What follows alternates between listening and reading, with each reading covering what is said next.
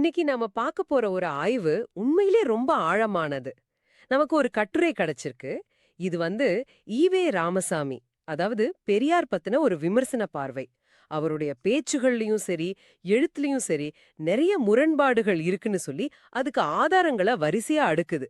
So இந்த ஆழமான பார்வையில இந்த கட்டுரை முன்வைக்கிற வாதங்கள் என்ன, அந்த ஆதாரங்கள் எவ்வளவு வலுவானதுன்னு ஒன்னொன்னா நாம அலசி பார்க்க போறோம். ஆமா. நீங்க சொன்ன மாரி இது ரொம்ப முக்கியமான ஒரு ஆய்வு. இது வெறும் தனிப்பட்ட விமர்சனம் மாதிரி இல்லாம, ஒரு தலைவரோட கருத்துக்கள் காலப்போக்குல எப்படி மாறுது, அப்படி மாறும்போது என்ன மாதிரியான கேள்விகள் எழும்னு ரொம்ப அடிப்படையான சில விஷயங்கள பேசுது. நாம இந்த கட்டுரையோட வாதங்கள விருப்ப வெறுப்பு இல்லாம, அது என்ன சொல்ல வருதுன்னு மட்டும் பார்க்கலாம். சரி, வாங்க ஆரம்பிக்கலாம். இந்த விவாதமே ஒரு ஒரு சுவாரஸ்யமான, அதே சமயம் கொஞ்சம் அதிர்ச்சியான ஒரு மேற்கோளோட தான் தொடங்குது. ம். ஒரு இயக்கத்துல கலைவனோட இடம் என்ன, தொண்டனோட இடம் என்னங்கறத பத்தி ஈவேரா சொன்னதா இந்த கட்டுரை சொல்லுது. ஆமா. இந்த கட்டுரையோட மையவாதமே இங்கிருந்து தான் தொடங்குது. விடுதலை பத்திரிக்கையில வந்த ஒரு மேற்கோளை இது சுட்டிக்காட்டுது. அதுல ஈவேரா இப்படி கேட்டதா சொல்லப்படுது. என்னன்னு? ஒரு ஸ்தாபனத்திற்கு தலைவனை ஏற்றுக்கொண்ட பிறகு அந்த தலைவனின் கட்டளைக்கு கீழ்ப்படிந்து நடக்க வேண்டுமே ஒழிய ஜனநாயகம் வெங்காயம் என்று பேசுவதெல்லாம் போக்கிரித்தனம் அன்றி வேறென்ன? ஒரு நிமிஷம். ஜனநாயகம் வெங்காயம்னு பேசுறது போக்கிர்த்தனம். இது இது ரொம்ப கடுமையான வார்த்தையா இருக்கே. ஆமா. அப்போ ஒரு இயக்கத்துக்குள்ள மாற்று கருத்துக்கே இடம் இல்லையா? கேள்வி கேட்கறதே தப்புன்னு சொல்ற மாதிரி இல்ல இருக்கு. இந்த கட்டுரையாளர் அதான் கேக்குறாரு. ஒரு தொண்டன் எதுக்காக இயக்கத்துல சேர்றான்? கொள்கைக்காக. ஆமா. அந்த இயக்கத்தோட கொள்கைக்காக ஒரு கட்டத்துல தலைவர் அந்த கொள்கையிலிருந்து விலகுற மாதிரி தெரிஞ்சா தொண்டன் கேள்வி கேட்பது இயல்புதானே. அந்த ஜனநாயக உரிமைய போக்கிரித்தனம்னு சொன்னா என்ன அர்த்தம்? அப்போ அந்த மாதிரி கேள்வி கேக்குறவங்களோட நிலைமை என்ன ஆகும்? இந்த கட்டுரையோட வாதப்படி உள்ளுக்குள்ள கேட்கப்படுற கேள்வியை நீங்க மதிக்கலன்னா அவன் வெளியில அதே கேள்விய 100 பேர் முன்னாடி கேட்பான். ஓ. உள்ளுக்குள்ள ஜனநாயகத்தை அனுமதிக்காத எந்த தலைமையும் வெளியிலிருந்து வர்ற விமர்சனங்களை சந்திக்க வேண்டியிருக்கும். இது ஒரு சர்வாதிகார போக்கு, ஜனநாயக தலைமை பண்புக்கு எதிரானதுங்கிறது தான் இந்த ஆதாரத்தோட முதல் மற்றும் முக்கியமான குற்றச்சாட்டு. சரி, தலைவரே கேள்வி கேட்க கூடாதுன்னு சொல்றது ஒரு பெரிய விஷயம். ஆனா இந்த கட்டுரை இதோட நிறுத்தல. அவரோட அரசியல் பரிந்துரைகள்லயே இதைவிட பெரிய முரண்பாடுகள் இருக்குன்னு அடுத்த கட்டத்துக்கு போகுது. சுவாரஸ்யமா மாறுது. ஆமா, ரொம்பவே. குடியரசு இதழ்ல ராமராஜ்யம் வேண்டான்னு சொல்ற ஈவேரா அதுக்கு பதிலா தமிழ்நாட்டுக்கு என்ன மாதிரி ஆட்சி வரலான்னு சில யோசனைகளை முன்வைக்கிறார். அப்படியா? என்ன யோசனைகள்? தமிழ்நாட்டை ஏன் ஒரு தமிழ் மன்னன் பெயரால் அழைக்க கூடாதுன்னு கேட்டுட்டு 3 மாற்று வழிகளை சொல்றார். 1 மூவேந்தர் ஆட்சி, சரி. 2 ஒரு முஸ்லிம் மன்னர் ஆட்சி, 3 நாயக்கர் ஆட்சி. ஓகே, 3 மாற்று வழிகளை சொல்றாரு.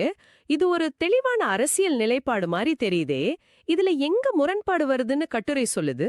இங்கதான் இந்த கட்டுரையாளர் ஒவ்வொரு முத்தாவா எடுத்து உடைக்கிறார். ஈவேரா முன்வைத்த இந்த 3 மாற்று வழிகளையுமே வேறொரு சந்தர்ப்பத்துல அவரே கடுமையா விமர்சிச்சிருக்காருங்கிறதா இங்க இருக்கிற முரண்பாடு. அப்படியா? முதல்ல மூவேந்தர் ஆட்சி எடுத்துக்கலாம். சரி. ராமராஜ்யத்துக்கு பதிலா மூவேந்தர் ஆட்சியை கொண்டு வரலான்னு சொன்ன அதே ஈவேரா தான் ராஜராஜ சோழன் மாதிரியான மன்னர்களை மிக கடுமையா சாடி இருக்காரு. ஓஹோ. இன்னும் சொல்ல போனா அவருடைய சிஷ்யரான கி வீரமணி என்ன சொன்னார்னு இந்த கட்டுரை சுட்டிக்காட்டுது. விடுதலை பத்திரிகையில ராஜராஜ சோழன் தமிழ் திராவிட பண்பாட்டுக்கு மிகப்பெரிய கேடு செய்தவன்னு வீரமணி எழுதுனதா இதுல குறிப்பிடப்பட்டிருக்கு. அடடே, அப்ப குருவும் சிஷ்யனும் ஒரு மன்னனை இவ்ளோ மோசமா விமர்சிச்சுட்டு ஆமா, அதே மாதிரி ஒரு ஆட்சியை ஒரு மாற்றா எப்படி முன்வைக்க முடியும்? இது நேரடியான முரண்பாடு மாதிரி தான் தெரியுது. அதுதான் இந்த கட்டுரையோட கேள்வி. ஒரு பக்கம் கடுமையா திட்டுறது, இன்னொரு பக்கம் அதையே ஒரு தீர்வா சொல்றதுல என்ன அறிவு இருக்குன்னு கேக்குது. சரி, அடுத்ததா முஸ்லிம் மன்னர் ஆட்சிக்கு வருவோம். இதுலயும் இதே கதை தானா? இதை விட ஒருபடி மேல முஸ்லிம் மன்னர் ஆட்சிய ஒரு ஆப்ஷனா சொன்ன அதே ஈவேரா கொஞ்சம் வருஷம் கழிச்சு என்ன சொல்றாருன்னா, முஸ்லீம் ஆட்சியில் மற்றப்பட்ட கொடுமை கொஞ்சமா ஜிசியா போன்ற தமிவரிகள் தொல்ல அப்படின்னு சொல்றாரு. துளுக்கரால் தமிழ்நாட்டுக்கு பேராபத்துன்னு கூட அவர் சொன்னதா இந்த கட்டுரை சொல்லுது. இருங்க. அதாவது ஒரு பக்கம் ஜிசியா வரி போட்டாங்க, கொடுமைப்படுத்தினாங்கன்னு சொல்லிட்டு, ஆமா, இன்னொரு பக்கம் அதையே ராமராஜ்யத்துக்கு ஒரு மாற்றா முன்வைக்கிறதா இந்த கட்டுரையை சொல்லுதா? இது நம்புற மாதிரியே இல்லையே. இந்த கட்டுரையாளர் இதைத்தான் சுட்டிக்காட்டுகிறார். உலக அளவுல முஸ்லிம் ராஜ்யங்கள்ல மக்கள் பட்ட கஷ்டத்தெல்லாம் பேசிட்டு தமிழ்நாட்டுக்கு அதையே ஒரு தீர்வா சொன்னா தொண்டன் குழம்பி போக மாட்டானா? ஆமா, இதுல என்ன பகுத்தறிவு இருக்குங்கிறது தான் அவரோட அடுத்த கேள்வி. சரி, 3வது மாற்று நாயக்கர் ஆட்சி.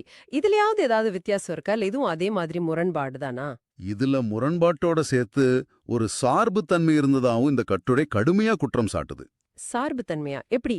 ஈவேரா மூவேந்தர்களையும் முஸ்லிம் ஆட்சியாளர்களையும் விமர்சிச்ச அளவுக்கு தன்னோட சொந்த சாதியைச் சேர்ந்த நாயக்க மன்னர்களை விமர்சிக்கவே இல்லைன்னு இந்த ஆதாரம் சொல்லுது. ஓ, விமர்சனத்தின் அளவுல ஒரு பாரபட்சம் இருந்ததா சொல்றாங்களா?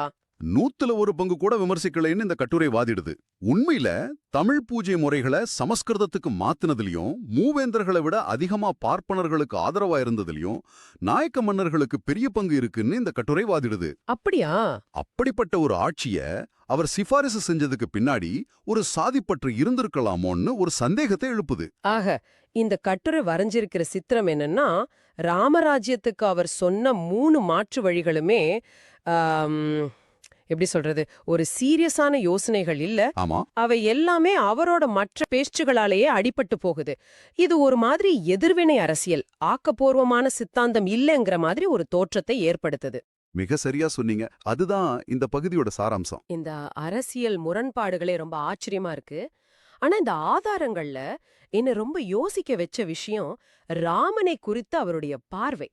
ராமனை கடுமையா விமர்சிச்சவருன்னு தான் நம்ம எல்லோரும் அவரை படிச்சிருக்கோம். ஆனா அதிலேயும் ஒரு முரண்பாடு இருக்குன்னு இந்த கட்டுரையை சொல்றது உண்மையில புதுசா இருக்கு. ஆமா, இது பலருக்கும் தெரியாத ஒரு தகவலா இருக்கலாம். சுயமரியாதை இயக்கம் ஆரம்பிச்ச காலகட்டத்துல ஈவேரா தசரதனை விமர்சிச்சு பேசும்போது இப்படி ஒரு விஷயத்த சொன்னதா இந்த கட்டுரை குறிப்பிடுது. என்ன சொன்னார்? அவர் சொல்றாரு, தசரதன் 60,000 பொண்டாட்டிகளை கட்டிக்கிட்டுதா சொல்றாங்களே. ராமன் யோக்கியனா இருக்கலாம், அவன் இப்படிப்பட்ட அயோக்கியனுக்கு மகனா பிறக்க வேணும். என்னது, ராமன யோக்கியனா இருக்கலாம்னு சொல்லிருக்காரா? இது எப்போ, எந்த சூழல்ல நடந்தது? நீ இந்த கட்டுரையில விவரம் இருக்கா? இது நம்பவே முடியலே. சுயமரியாதை இயக்கம் தொடங்கப்பட்ட ஆரம்ப நாட்கள்ல மேடைகள்ல இவர் இப்படி பேசிட்டு இருந்ததா இந்த ஆதாரம் சொல்லுது. ஹோ, பிற்காலத்துல தான் ராமனை பத்தியும் ராமாயணத்தை பத்தியும் மிக கடுமையான விமர்சனங்களை அவர் முன்வைக்க ஆரம்பிச்சார்.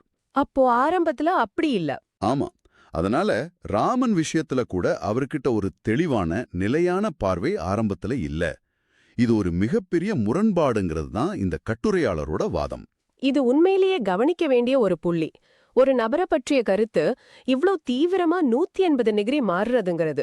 சரி, இந்த கருத்து மாற்றங்கள்ங்கிற வரிசையில இந்த கட்டுரை கடைசி மற்றும் மிக முக்கியமான ஒரு விஷயத்துக்கு வருது. ஆமா, 1967 தேர்தல் தோல்வி குறித்த ஈவேராலின் பார்வை. ஆமா, இந்த கட்டுரை இத இமாலய பித்தலாட்டம்னு ரொம்ப கடுமையான வார்த்தையில விமர்சிக்குது. அப்படியா? என்ன விஷயம்? விஷயம் இதுதான். 1967 தேர்தல்ல காமராஜரும் காங்கிரசும் தோத்து போறாங்க. அப்போ ஈவேரா பகிரங்கமா இது காமராஜரின் தோல்வி இல்ல, இது என்னுடைய சொந்த தோல்வின்னு ரொம்ப வருத்தப்பட்டு அறிக்கை விடுறார். ஆமா, அவர் காமராஜரை ஆதரிச்சாருங்கிறது எல்லாருக்கும் தெரிஞ்ச விஷயம்தான். இதுல முரண்பாடு எங்க வருது? முரண்பாடு 2 வருஷம் கழிச்சு வருது. 1969ல காங்கிரஸ் ஏன் தோத்துதுன்னு அவர்கிட்ட கேட்கும்போது முற்றிலும் வேற ஒரு காரணத்தை சொல்றாரு. ஓ, இந்த கட்டுரை அதையும் மேற்கோள் காட்டுது. அவர் சொன்னதா சொல்றது இதுதான். என்ன காரணமா அது? காங்கிரஸ் ஏன் தொலைஞ்சு போச்சு தெரியுமா? அவங்க ஆட்சியில் இருந்தப்போ தனக்கு ஓட்டு போத்த பெரும்பான்மை மக்களுக்கு உத்தியோகங்களை கொடுக்காம சிறுபான்மையா இருந்த பார்ப்பனர்கள், சைவர்கள், கிறிஸ்தவர்கள்னு தேடி தேடி பதவியை கொடுத்தாங்க. அதனாலதான் அழிஞ்சு போனாங்க. ஒரு நிமிஷம், இது ரொம்ப விசித்திரமா இருக்கே. அப்போ இந்த கட்டுரை கேக்குற கேள்வி இதுதானா? காமராஜரை ஆதரிச்சு அவருக்காக ஓட்டு கேட்டப்போ இந்த அறிவு எங்க போயிருந்தது?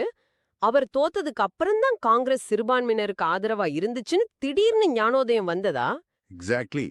அதுதான் இந்த ஆதாரத்தோட உச்சகட்டமான வாதம். காமராஜர் தோற்றத சொந்த தோல்வியா பார்த்த ஒருத்தர் 2 வருஷத்துல இப்படி நேரெதிரா பேசுறது எவ்வளவு பெரிய முரண்பாடுன்னு கேக்குது. புரியுது.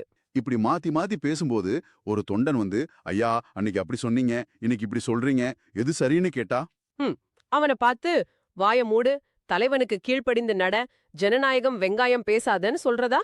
ஆமா, அது எந்த விதத்துல நியாயம்? ஆக, இந்த கட்டுரை முன்வைக்கிற எல்லா வாதங்களையும் இணைச்சு பார்த்தா ஒரு மைய புள்ளி தெரியுது.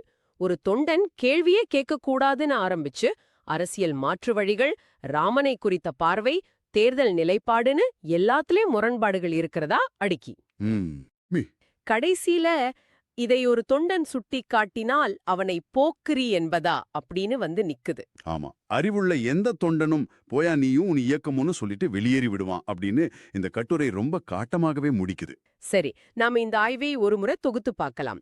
ஈவே ராமசாமியோட கருத்துக்கள்ல பல முரண்பாடுகள் இருக்கிறதா இந்த ஆதாரம் சொல்லுது. ஆமா, தலைமை பண்பு பத்தின பார்வை, ராமராஜ்யத்துக்கு அவர் சொன்ன மாற்று வழிகள், ராமனை குறித்த ஆரம்பகால பார்வை, அப்புறம் தேர்தல் குறித்த நிலைப்பாடுன்னு பல தளங்கள்ல இந்த முரண்பாடுகளை இது பட்டியலிட்டு காட்டுது. இந்த ஆதாரம் இறுதியா சொல்ல வர்ற விஷயம் இதுதான். ஒரு தலைவரோட கருத்துக்கள் காலப்போக்குல மாறலாம், அதுல தப்பில்ல. அது ஒரு பரிணாம வளர்ச்சியா இருக்கலாம். ஆமா. ஆனா அந்த மாற்றங்கள் அந்த இயக்கத்தோட அடிப்படை கொள்கைகளுக்கு எதிரா இருக்கும்போது தொண்டர்கள் கேள்வி கேட்கறது அவங்களோட உரிமை மற்றும் கடமை. சரிதான்.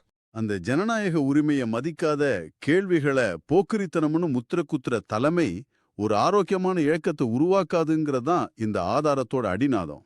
இறுதியா உங்களுக்காக ஒரு சிந்தனை. இந்த கட்டுரை எழுப்பும் ஒரு முக்கியமான கேள்வி இது. ஒரு தலைவரோட கருத்துக்கள் பல வருஷங்களா மாறும்போது அது எப்போ பரிணாம வளர்ச்சிங்கிற எல்லைய தாண்டி கொள்கை முரண்பாடுங்கிற இடத்துக்கு வருது. அப்படி ஒரு நிலைமையில தன் நம்பி பின்பற்றுகிற ஒரு தலைவரை ஒரு தொண்டன் என்ன செய்யணும்? கேள்வி கேட்காம கீழ்ப்பழியணுமா, இல்ல இயக்கத்தோட கொள்கைக்காக தலைவரையே கேள்வி கேட்கணுமா? யோசிக்க வேண்டிய கேள்விதான். இத்துடன் இந்த ஆழமான பார்வை